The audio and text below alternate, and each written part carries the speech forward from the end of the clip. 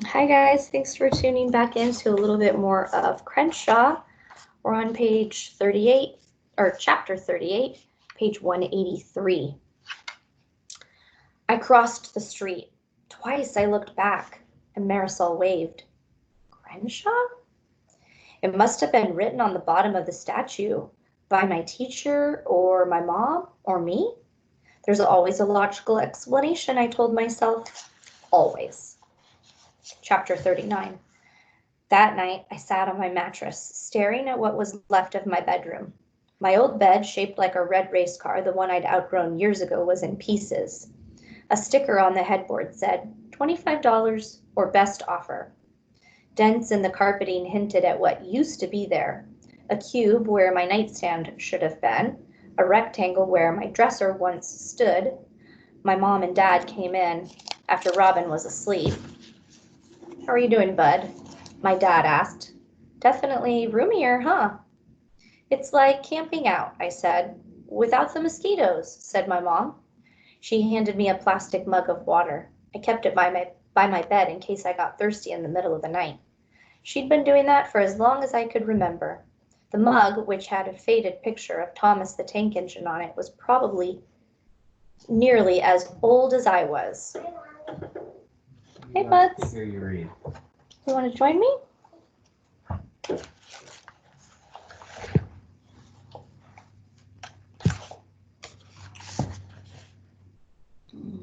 My dad touched the mattress with his cane. Next bed, let's make it more serious. Not a race car? My mom nodded. Maybe a Volvo, said my dad. How about just a bed? I asked. Absolutely. My mom leaned over and combed her fingers through my hair. A bed.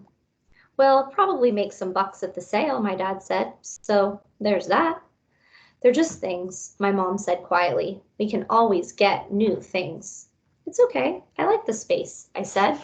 I think Aretha does too, and Robin can practice batting without knocking anything over. Both my parents smiled. For a few moments, neither spoke. All right, we're out of here, my mom finally said. As she turned to leave, my dad said, You know, you're such a big help, Jackson. You never complain and you're always ready to pitch in. We really appreciate that. My mom blew me a kiss. He's pretty amazing, she agreed. She winked at my dad. Let's keep him around. They closed the door. I had one lamp left. Its light carved a yellow frown on my carpet.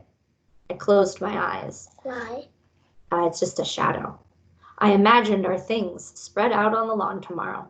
My mom was right, of course. They were just things. Bits of plastic and wood and cardboard and steel.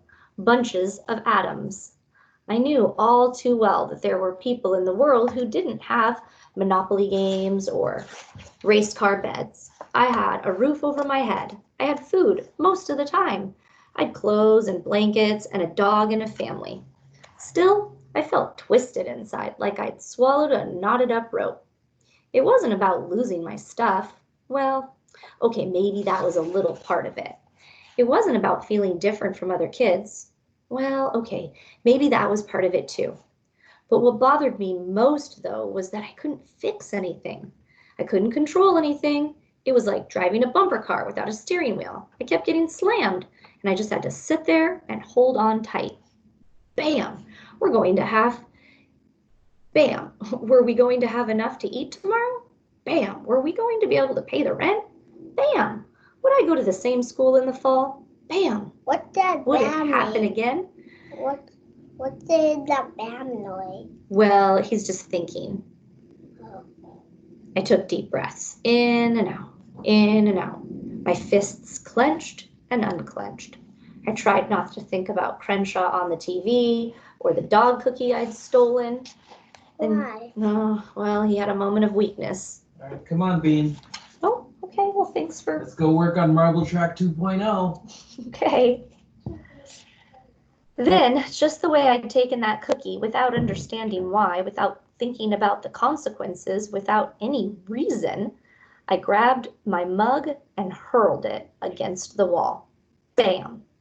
It splintered into shards of cracked plastic. I liked the noise it made. I waited for my parents to return to ask what's wrong, to yell at me for breaking something, but no one came.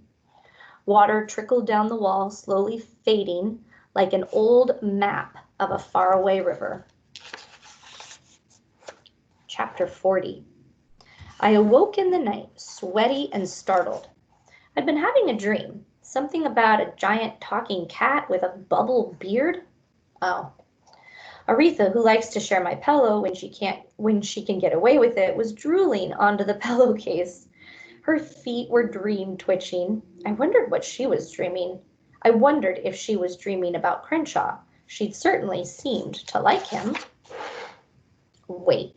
I felt my brain screech to a halt, like a cartoon character about to careen off a cliff. Aretha had seen Crenshaw? At the very least, she'd reacted to him. She tried to lick him. She tried to play with him. She seemed to know that he was there. Dogs have amazing senses. They can tell when a person is about to have a seizure. They can hear sounds when we only hear silence. They can unearth a piece of hot dog buried at the bottom of a neighbor's trash can. But however amazing dogs can be, they cannot see somebody's imaginary friend. They cannot jump into their owner's brain. So did that mean that Crenshaw was real? Or was Aretha just responding to my body language? Could she tell I was freaking out? Or did she figure I'd come up with a brand new game called Let's Play with the Giant Invisible Cat? I tried to recall how she'd acted back when we were living in our minivan. Had she sensed Crenshaw's presence then? I couldn't remember. I didn't want to remember. I covered my face with my drooly pillow and tried to go back to sleep. Chapter 41. Ribbit said something. I opened my eyes. A frog was on my forehead. He looked familiar, like the windowsill visitor Crenshaw had wanted to eat. I turned my head and the frog leaped off. Next to me lay a human-sized cat. On top of a medium-sized dog, and on top of Aretha sat the frog. 2 of the 3 were snoring. I sat up on my elbows. I blinked again. I'd left the window ajar. That explained the frog. It did not explain the cat. You're back, I said. Morning, Crenshaw murmured, his eyes still closed. He wrapped his paws around Aretha, snuggling close. Just tell me this, I said. I crawled off my mattress and stretched. How do I get rid of you for good? I'm here to help you, Crenshaw said. He yawned. His teeth were like little knives. He pulled one of Aretha's velvety ears over his eyes to block out the sun. What did you mean about telling the truth? I asked. Well, truth is important to you, said Crenshaw, so it's important to me. Now please allow me to continue my slumber. Are you my conscience? I asked. Well, that depends. Would you like me to be? I checked my closet just in case there was a giant invisible possum or gopher or something lurking there. No, I said. I'm managing just fine on my own. Oh, really? Said Crenshaw. What about that abominable dog treat lying on the floor? The cookie. Aretha still hadn't eaten it. I tossed it out my window. Maybe squirrels wouldn't mind eating something stolen. Remember when you stole the yo-yo back when you were 5? Crenshaw asked. When my parents caught me, I tried to blame you. Everyone always blames the imaginary friend. Then my parents made me take it back and apologize to the store. I think you see where this is going. Another yawn.